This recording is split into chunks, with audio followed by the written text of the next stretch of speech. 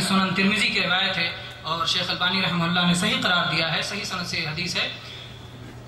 کعب بن مالک انصاری رضی اللہ عنہ سے روایت ہے، یہ صحابی بیان کرتے ہیں کہ اللہ کے نبی صلی اللہ علیہ وسلم نے فرمایا ما ذئبان جائعان ارسلا فی غنم بافسد لها من حرص المرء علی المال والشرف لدینہ۔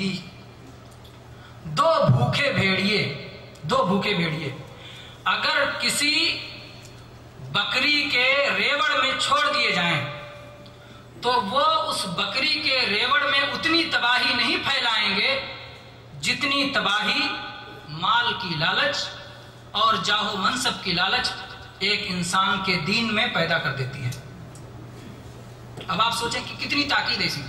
ایک تو بھیڑیا ویسے بھی بکری کو کھاتا ہے، لیکن اگر وہ بھوکا ہو تو کس تیزی کے ساتھ کھائے گا۔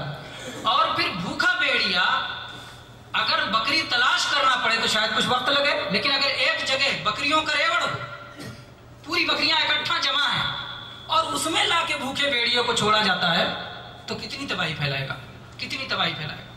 تو جس طرح سے دو بھوکے بھیڑیے خاص طور پر ایک جگہ جمع بکریوں میں لا کے چھوڑ دیے جائیں اور جتنی تباہی پھیلائیں گے اس سے کہیں زیادہ تباہی انسان کے دین میں پھیلاتی ہے لالچ۔ کس کی لالچ؟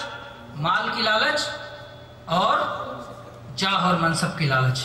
تو یہ بہت بڑا فتنہ ہے جس سے کہ اللہ کی پناہ مانگنا چاہیے اور اس سے بچنے کی کوشش کرنا چاہیے۔